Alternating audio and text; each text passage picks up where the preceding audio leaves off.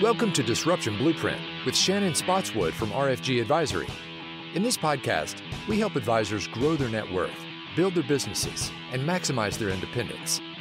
We've built an award-winning platform with innovative technology, comprehensive service, and a team of individuals who are experts in their field to serve advisors. Join us for this journey where we explore everything that has to do with running an independent advisor practice as we bring together successful advisors, industry experts, and innovative minds who are on the bleeding edge to challenge the status quo, foster new ideas, and create a path for advisors to unleash their growth potential. Now, on to the show. Welcome to Disruption Blueprint. We are so fired up for the rebranding of our podcast. We're going to cover a lot of ground today. The first is we're going to talk about one of our favorite topics and really the reason why the podcast is named Disruption Blueprint, which is what is disruption and why does it matter? And the second thing we're going to dig into is the history of RFG and why we are building the platform for independent advisors, the RIA of the future. So let's get started. This is so awesome to be here. We've talked about doing this for a long time. And I think, Bobby, we're gonna start with you because we're all, I think, equally obsessed and passionate about the word disruption, but it means different things to different people. And it certainly elicits a tremendous amount of different emotions from different people. So what is disruption? Well, we talk about it all the time. We'll get into this, I'm sure, but the first day we met, we talked about what? Disruption. And the disruption in the industry and disruption in business as a whole. And, but at the same time, when you think about the word disruption, I'm careful about how I use it. The more experience, the older I get and things such as that. If you go to someone, you say, you know what I'm going to do, Shannon? Rick, you know what I'm going to do? I'm just going to disrupt everything in your life. You're going to look at me like, no. I do not want to be disrupted that way. So the key to me is that what's so important about disruption is the fact that we've got to be willing to disrupt ourselves. You can't disrupt anyone else's life, even in a positive way, unless you're willing to disrupt your life in itself. And what that does, when you create this disruption within yourself and you get comfortable, feeling uncomfortable in everything that you do, you're not uncomfortable anymore, right? And what people see when you're allowing yourself to be disrupted is you become 1% better, okay? Right. You become a better version of yourself. You become an asset. You become a force multiplier. And people sit back and they look at that and they go, I want some of that. I want a piece of that. So disruption is not so much of being intentional about disrupting other people's lives. It's about disrupting ourselves so we can be a better force multiplier in other people's lives. And it's so important because we wove that, that underlying fundamental foundation into the fabric of our culture. So it was natural that we were going to call our newly branded podcast Disruption Blueprint, because if there's one thing that really is consistently parroted back to us from the industry and the evidence that we bring to the table to reinforce this of the awards that we've won is that we really are passionate and energized by disruption. Yeah, I think as you think about disruption, right, you think about classical cases of industries that have been disrupted, right? And probably the one that comes to mind the most frequently or the most topical recently is probably the taxi industry, right? So we've got taxis, you stand on the corner, you flag one down, right? It is literally the world's least efficient process of transportation. It's probably one of the least convenient because in order to get a ride, I have to go stand in the rain or wave something down. I can't schedule something beforehand. And if anything, customer service is an afterthought if you had to actually call one of these companies because they've got, licenses and regulatory reasons why there can only be so many, right? And along comes Uber and Lyft and all of these other ride share companies that say, you know what, we're going to go do this differently. And in doing it differently, we're going to turn the industry on its head. And when somebody looks at these two things next to each other, they're going to look at it and say, why did I ever do it the old way, right? I can't even believe, to my kids, the fact that taxis are an actual thing is a mind-blowing idea, right? Like, what do you mean you would just stand outside and have to wave somebody down or maybe call a dispatcher they don't even know what a phone book is. So, this notion of what is a dispatcher? Exactly. This notion of using, whether it's technology, usually normally it is some form of technology, in combination with, let me think about how to redo the way an industry does business, generates, at least in most cases that you see in the context of business, that sort of disruptive change where years down the line, somebody's looking at it and being like, I don't know how you ever did this any other way. It's really exciting to be a part of that as we think about wealth management. One of the best quotes is innovation and disruption are just two sides of the same coin. That's right. Because you can't be innovative. You can't be, comfortable being uncomfortable without being disruptive. Like all of these things have to coexist.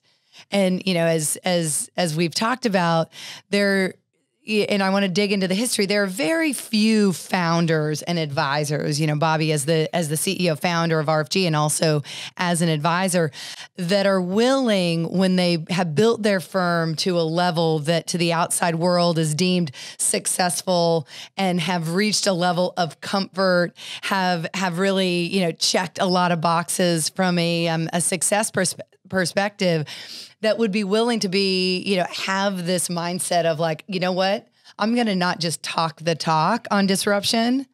I'm going to walk the walk. So I wanted, roll back the clock a little bit to the founding of RFG and what led us to really the three of us becoming partners and the journey that we're now on, which is RFG 2.0. Wow. That's a lot. That'll be a lot of fun. We tell this story quite often as we're talking to, other business leaders and, advisors that are looking to join our platform. It never gets old, at least to us. We enjoy it. We hope they do. Fortunately, they seem to enjoy it more than not. Ironically, I had this conversation last night. In May of 2023, I'll celebrate 25 years in the industry. And in June of 2023, we will celebrate 20 years of RFG's founding. And wow, what a lot of change. I mean, you guys weren't even around at that point in time, and y'all were such an integral part. Rick and I weren't even born yet. Shannon was not born yet, hence 29.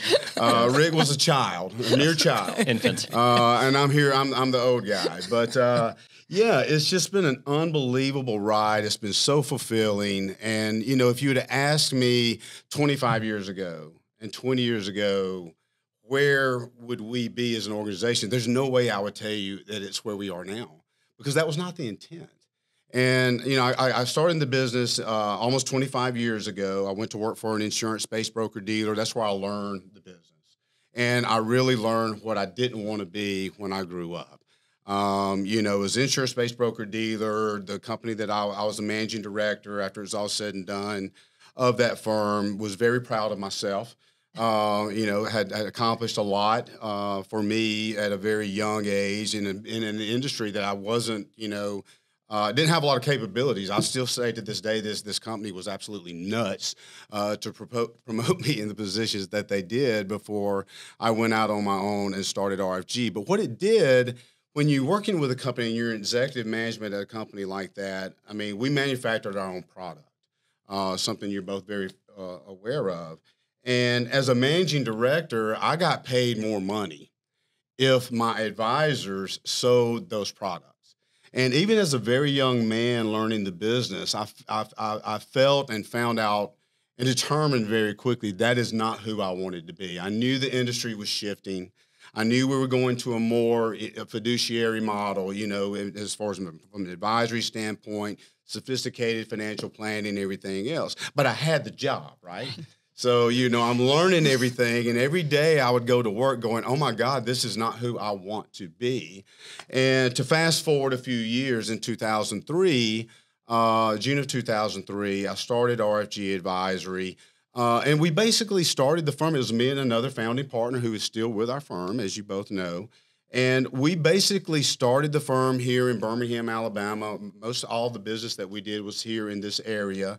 And we brought on a few advisors and a few support staff, basically to support the two founding partners. And we're just going to figure this thing out as we go. And about a year or so after we started RFG, I would have other advisors in the area call me up, say, hey, look, I'd love to come and talk to you about joining your platform. I'm like, what platform? What platform are you talking about? We're just a group of folks trying to do right by clients and trying to survive and thrive and do well. And they're like, well, you've got a good reputation on the street. You do and say what you say you're going to do and say and do. And we'd like to talk to you about being part of that. And so with that, we grew very modestly from 2003 to say 2007. And, the world in 2007 just started changing around us. And, I remember in 2007, I went to my chief compliance officer at the time and said, look, we're getting at a size, we're getting at a scale to where we really need to dig deep and think about starting our own registered investment advisory firm. And he's like, what's that? And I'm like, exactly. I'm going to give you a full year to do all the due diligence, all the research that you need to do to come back to me and tell me what we need to do to start our own RIA. And so it was exciting. We were very small, but, it was like, okay, these grandiose plans of going forward, doing what some of our competitors were already doing, but not quite. Everybody's trying to figure everything out. And that was in 2007. And in February of 2008, he came to me and did exactly what I asked him to do. He gave me all the information that I needed to make a very, very important decision, which was to put it on the shelf and shut up. I went back to my staff, albeit very small at the time. I said, look, this is something we are going to do. However, this was March of 2008 now, and the world was going crazy around us. And I told my staff, I said, look, we're not market timers. I can't tell you what's going to happen next week. I can't tell you what's going to happen next month. I don't know how bad this is going to get. I don't know how long it's going to last, but it's going to get pretty doggone bad, and it's going to last a while.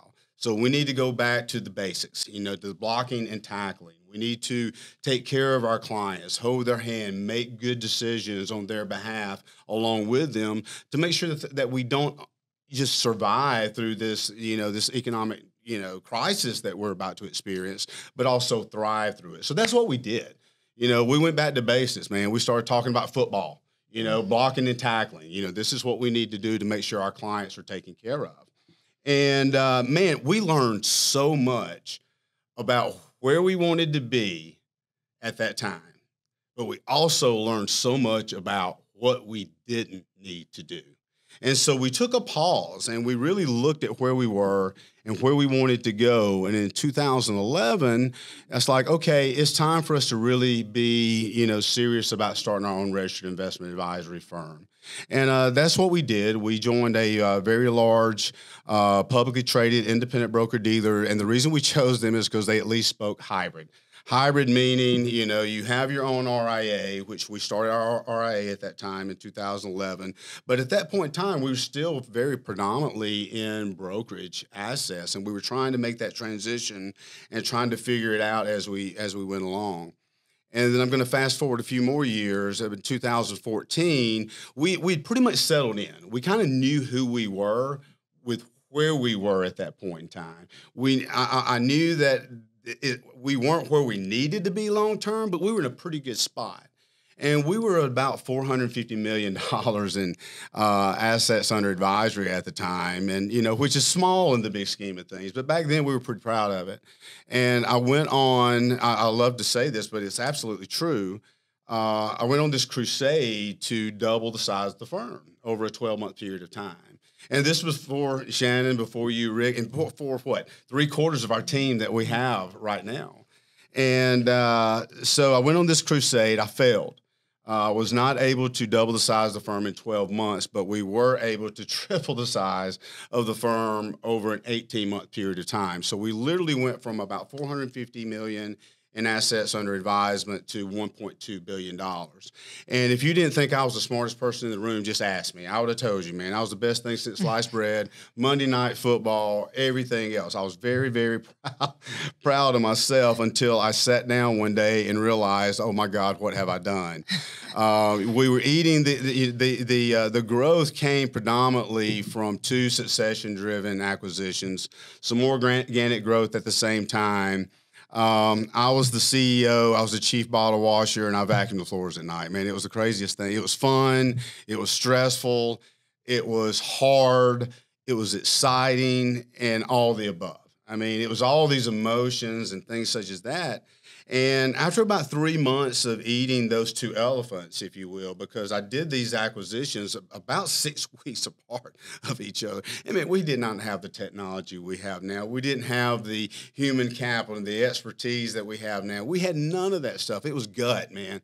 It was gut, Band-Aids, duct tape, everything else. We're just figuring it out as we go.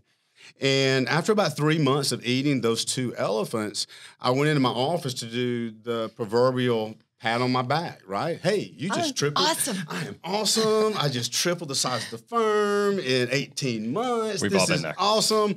And I got to take a drink of water on that one. It is water. I need something other than water in that now that I start thinking about what went through my head after I went to my office. But I'm doing the proverbial back, pat on my back. And instead of celebrating, I found myself, I joke about this. It's somewhat of a joke, but curled up in a corner of my office like a baby crying, going, "Oh my God," in the fetal position. "Oh my God, what have I done?" Yeah. So I'm at this crossroads. I mean, anybody can do the math. You go from, say, $450 million in assets to $1.2 billion as a business leader. If you're smart and you know math, right, you can free up some cash flow. Right, I had built a very good lifestyle company. And what I mean by a lifestyle company is a company that I could continue to run, continue to grow modestly, and I can send my kids pretty much where I want to send them to school. I can do pretty much what I want to do. And I'm sitting here at this crossroad going, but that's not me. That's not who I am. I want to grow. But with the platform that we were with at that time, which was not our own, we had outgrown them. We had outgrown our technology. I had outgrown my entire team.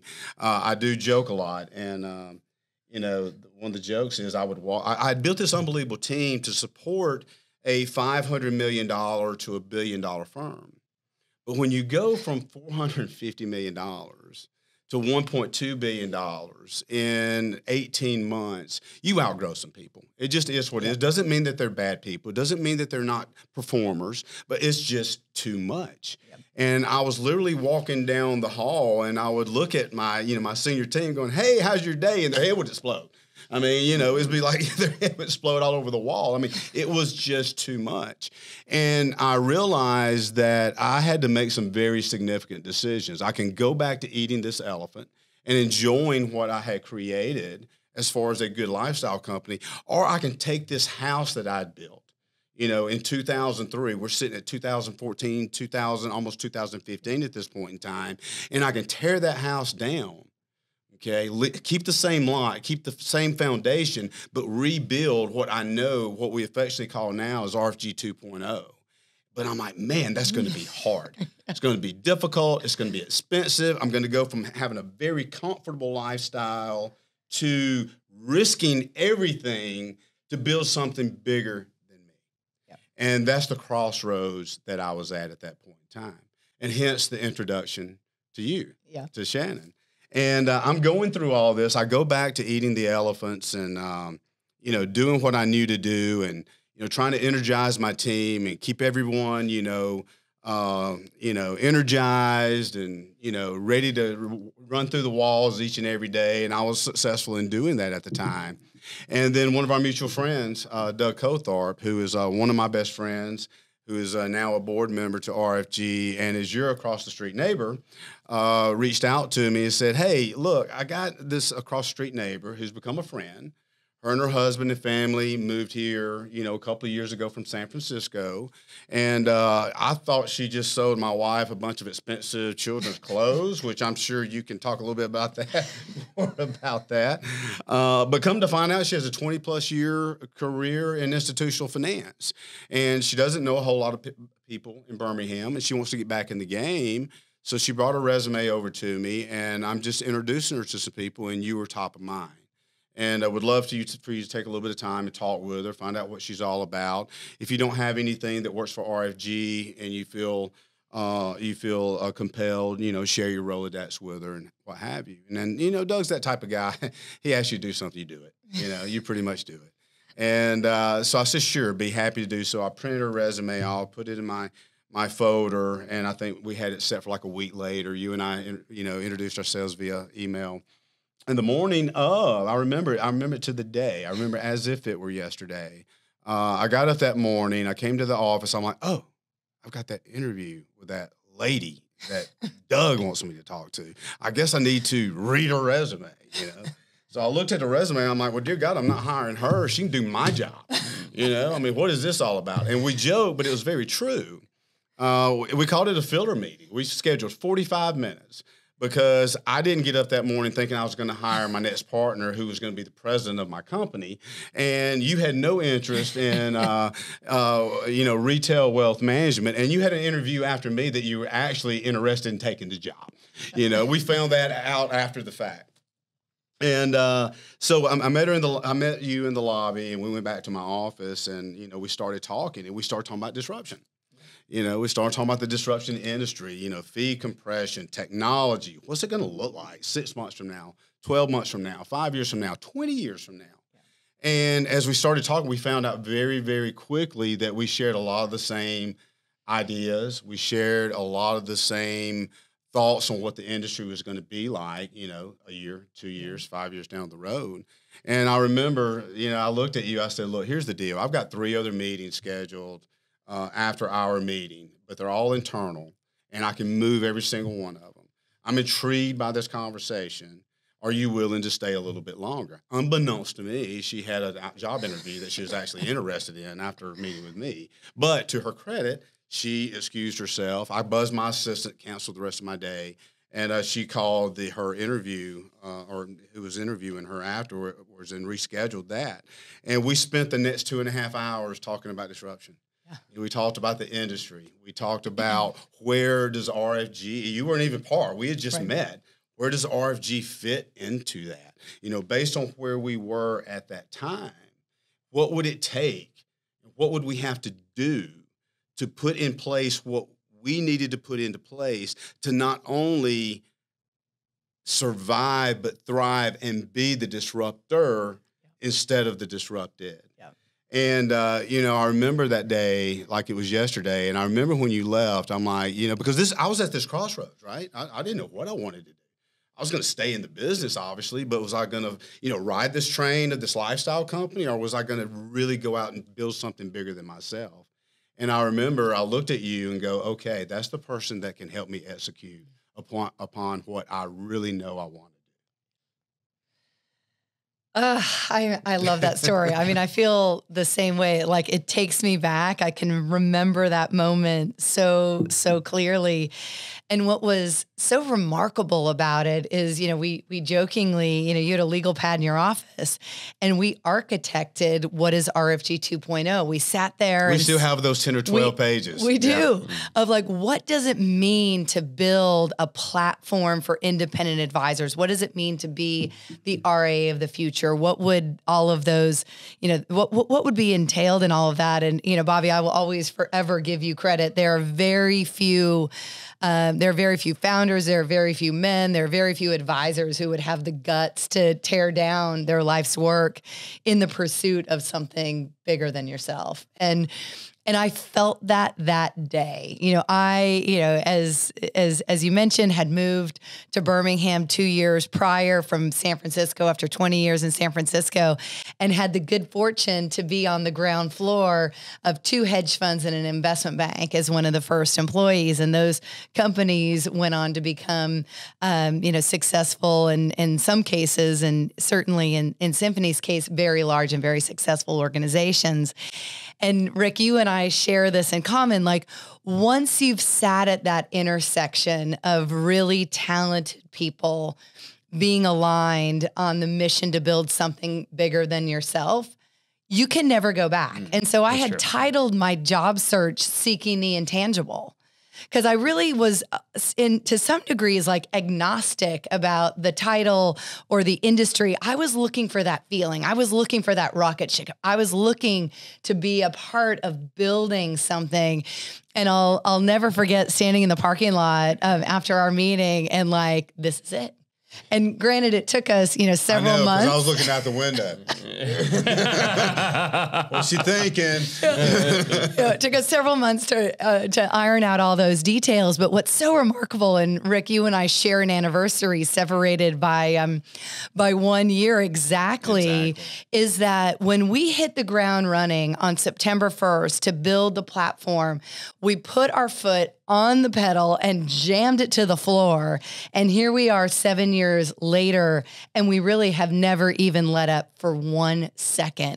And I think I can say, as we talk about this all the time, we're in inning one. Like, we're so energized by what we're building. And there's so much of the kind of those darkest hours of walking through the valley, being in the trench, staring up at the ceiling. The hard thing about hard things is what makes us, I think, a unique platform and makes us really energized about what we're building.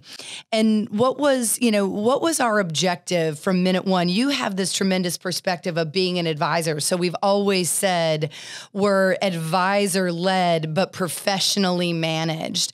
And we knew it's so important. And we knew early on that if we were going to walk the walk on being a platform for independence, that our driving goal was to help advisors build enterprise value on their own personal balance sheet. And we were going to do it in a way that hadn't been done in the industry. We were going to do it without the clause. We were going to do it really in this kind of framework of growth, in this framework of service, that to build a culture, and for us, the nomenclature and the vocabulary that we use is servant heart warrior mindset.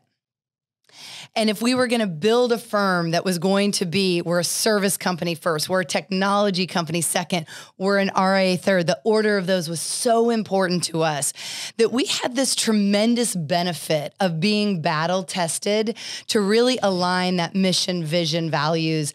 And that is what is really setting us on this path. That is why we believe we're in inning one. And that is why we will be one of the largest platforms for independent advisors, kind of when the dust settles, 3 years from now, 5 years from now, 10 years from now. And it's just been this incredible opportunity. And what, I want to touch on how Rick came into the picture. So we spent, day one, minute one, we get started. So let me interrupt just a moment. So to go back to what I was saying earlier, I did not get up the morning that I met Shannon going, okay, I'm going to hire my next partner and my next president of my company, because I was the president of the company at the same time at that time. So she came on September 1st. 6 months to the day, I promoted her to president of the company. So, I mean, it's funny how you wake up with one mindset and you meet someone and you get to know someone and you see that you share the same goals, the same vision, and how your mindset changes. Yeah. It all changed within that time frame. And, for the record, when you announced that I was going to be president at our advisor retreat, you could hear a pin drop. Yeah. It wasn't overwhelming. Like, yay. Yeah. Change is hard. But look at us now. Change is hard. Change is hard. We'll touch on that a little bit. So 1 year, deep due diligence. I mean, 1 year just analyzing the industry, the business models, the fintech landscape, the broker-dealer options, how to convert the business. At the time, it was predominantly brokerage, and in our broker-dealer change, converted that to being predominantly advisory, whereas today, less than 1% of revenue is from brokerage. So this 1 year of really thinking about what are the 4 foundational pillars that we're going to build this platform on. Number one for us was technology, knowing we wanted to have a very tech-forward experience, that the only way to scale and grow a platform, the only way for advisors to have that truly personalized experience with clients was to have a very deeply integrated, state-of-the-art, highly customized fintech stack. Pillar one. Pillar two, is how you enter. The interstage left is institutional investment management. We recognize that there was a way to build a firm where a CIO was sitting on the same side of the table with advisors and was this tremendous resource for them, that asset management wasn't just a commoditized offering, that there was real value there. Pillar 3 was culture. And what were going to be our attributes of success? How are we going to have a living, breathing, evolving mission, vision, values that really we all believed passionately and could be obsessed with? And pillar number 4, which certainly you've had a very significant hand in crafting, is RFG Capital, and the ability to bring innovative funding to the table for advisors to be able to execute on succession plans, help them ease that transition, relieve them of some of those forgivable loans, and growth capital in order to be able to really fulfill their visions for their independent practices. So let's circle back, Rick, because 1 year separates us to the date. I mean, that's amazing in itself. Amazing. It is. Yeah. It is. Life's little ironies. Life's little ironies. Yeah. Yes. So Bobby and I joke. We said we want an institutional caliber investment, manager, or a CIO to step into that seat. We looked around the state of Alabama for Took about 5 minutes. 5 minutes, open it up to the Southeast, 15 minutes more, and realized we gotta go national. We got to crack this thing wide open. And, truly it's, we will forever be grateful that your resume landed in our inbox. But here you showed up with this tremendous Wall Street pedigree. You grew up in Birmingham, you left the great state, and you've got some funny things to share on that. Went to Harvard, magna cum laude, joined Bain Capital when they were a brand new, basically baby firm unto themselves. They sent you to Stanford, #1 in your class, Henry Ford Scholar. Had to look that up. Had to Google that. Had to look that up. Went back to Bain Capital, and you were running, and co-managing an $8.5 billion portfolio for Bain.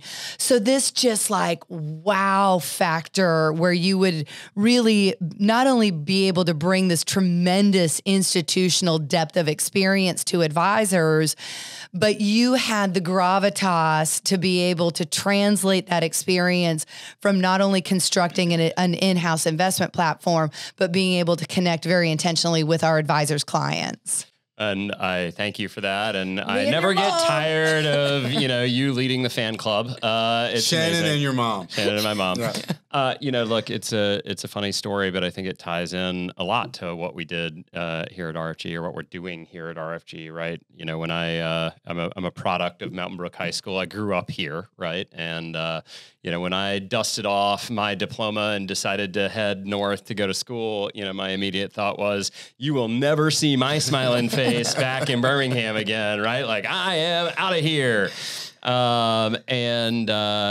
Like any good story, there's a girl involved. When I was graduating from college, I was dating a young woman who wanted to go to Harvard Med School, and I was going to stay in Boston to be with her. And then we broke up after 3 months. But at that point, I'd taken the job, right? And you're kind of locked in and loaded.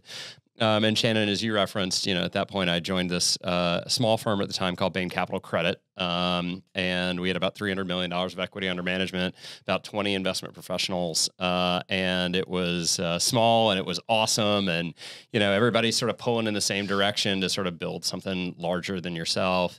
A couple of years there, and they sent me to business school and brought me back, and a couple more years, and all of a sudden you look up and it's a, $30 billion asset manager, with 200 plus investment professionals, across the firm. And, it was a lot of fun. But as you alluded to earlier, sometimes you miss, as in those large institutions, you miss the small institution feel. The 20 or 30 people that are all trying to pull together and do exactly the same thing every day, or at least not exactly the same thing, but work towards a common goal every day, and talented people that are thinking about more than just their own little department or universe, but thinking really about the whole of the organization. And so I looked up after a number of years in Boston and said, this is it's time for me to make a change, and circled a couple areas on the map, and really on a whim, kind of gave my resume to my sister. Thank you, Christy. Thank you, Christy. Thank you, Christy. Who gave it to? She worked in Birmingham. She gave it to her boss. Her boss gave it to 3 people that he knew. They gave it to 3 people that they knew, and you had a bunch of series of coffees and whatever else until eventually it landed on your desk, and we were able to, just describe the path of disruption that we had really sort of set ourselves on, right, or that RFG had set itself on, right. And I think it's important to recognize, what that is and what that looks like, right? Like disruption is hard, right? Like disruption is, and for disruption, by definition, for disruption to be effective, it can't be easy, right? Like those 2 things don't exist in the same universe. So, when the 2 of you shared with me this vision of like, okay, we are going to completely replace our technology stack, right? Like there's not going to be a system that we're using right now that we are going to be using going forward. We are going to change the business model in terms of how people do business. Instead of it being more of a brokerage-based firm, we're going to move to more of an advisory-based firm, and we are going to change the way people think about how they approach their practices. We're going to change, the firms that we do business with in terms of broker dealers, and we're going to change the way that we attract talent, right? I mean, it's safe to say that in the pre-2000, in the RFG 1.0 game, we were very similar to a lot of players on the street in terms of, playing the forgivable loan game and playing this game and that game in terms of trying to attack people with money. And we were like, no, we're gonna change that around, and we're gonna attract them with service, and we're gonna attract them with culture, and we're gonna attract them with technology, and we want them to stay here because they want to stay here. And you explain all of this change, and I'm looking around the office. I'm like, this is gonna be fun. I don't know if it's gonna work or not, but it's gonna be a lot of fun. And it has been a lot of fun, and it's it's also had its shares of. You have a great way of describing it. You gotta share it. We have a little analogy that we talk about when we say what we did, but we're changing the engines on the jetliner while we're flying it. And you're over hostile territory and you're over water. There's not a landing space in sight. And so it can be very nerve-wracking. There's no parachutes, but if you fail, then you just go find the next thing. And I like to say that life has little ironies. When I left Birmingham, I never expected to be back here, and now I own the house next to the apartment building that I grew up in, and I can see my high school from my office window, and it waves at me every morning in kind of like, oh hey, remember me? So, it's funny how life kind of comes full circle. What's so, I think, so exciting about the firm that we're building and the platform that we're building and the advisors that we're serving is that we're a heck yes, heck no culture, right? There's no ambivalence. And it's been that way from really minute 1, day 1. If you're going to actually change the engines on the jet plane over hostile territory, there is no room for ambiguity. No. You have to be... None. You have to be really aligned. Like we have to all be on the same page. And we've done so much to ensure that culture is not only tangible and felt by our team and felt by our advisors, but that we're able to scale it as we continue to grow. We're now up to, 90 plus advisors on platform, north of 35 offices. And as we started this, we're in inning 1. So, Bobby, share a little bit about what that means to us. Well, first of all, I want to point out something you said. I mean, a lot of people in our position, you were talking about the firm that we're building. And a lot of people would say, we look now at the firm we have built. We never say that. Oh. We never say. It's always the firm that we're building. Yep. Hence, we're in the first inning. I mean, we're just getting started. I mean, you've got the big iceberg here, right? And it's bigger down below the water. We've just chipped this little piece off at this point in time. So we're just getting started and just excited about it. I mean, it's just, rejuvenated and excited every day that we get out of bed. Your question was? About what does the future look like and the role that RFG plays in it? Well, again, we're building it, right? We're building our future. One of the big testaments to the rebuilding and the continuous rebuilding, or not rebuilding, but the building evolution. Of RFG, the evolution is that first year. Yeah. To your point, I mean, we didn't really do anything but due diligence. We didn't pull a lever that first year that you and I, before Rick came on board. It was just like, hey, we're going to understand every aspect of this industry. we're gonna understand if it makes sense for us to do our own technology. We're gonna understand if it makes sense to buy it off the shelf but customize it to RFG. And that was a solid 12 months before we made any significant decisions. And I mean, the point of RFG is be the firm of the future, right? Everybody says that, right? Everybody, wants to be that step ahead of everyone else. But the thing that I was going to say is in that year of due diligence, we would get on the phone with our peers, our competitors that we trusted, and we wouldn't tell them exactly what we were doing, but we would relay that, we're looking at doing this or we're looking at doing that. And what did everybody say? You're crazy. You're nuts. It can't be done. Can't be done. You're going to lose all of your advisors. You're forcing too much change. You're forcing disruption that they're not going to be able to handle, and you're going to lose half your advisors. Yeah. And we would look at each other like, what if they're right? Yeah. And we would like, screw it. Right. What if they're right? We know this is the right thing to do. How many advisors did we lose through all that? This will forever be one of kind of the most, most validating moments of our journey. Not one. Not one. I remember when we were entertaining Rick to come on board and join us as a partnership group, you asked that question. How many advisors have you lost over the past year, and how many do you anticipate losing over the next year? Our answer was we haven't lost any, and I hope we don't lose any more. And I hope that we're not going to lose any over the next year. And the year later, how many did we lose? We hadn't lost any. We haven't lost any. So it was such a testament to our advisors for believing in the disruption. We had to disrupt ourselves first. Yeah. Okay. But our advisors trusted us enough to where they looked at us like, okay, they're doing some crazy stuff over here. I don't know if I like it or not, but man, it sure is weird and kind of cool to watch. And they're getting comfortable with it, and they're getting better. They're making RFG better. Right. I'm part of RFG, so therefore I'm going to get better. Yeah. And so here we are right now. And, and at that point in time, we were at 30 some odd advisors. Right. Here we're at 90 plus advisors. And wow, you think about the last 7 years and where we are right now. It's been a whole lot of fun. Yeah. It's I don't want to gloss over.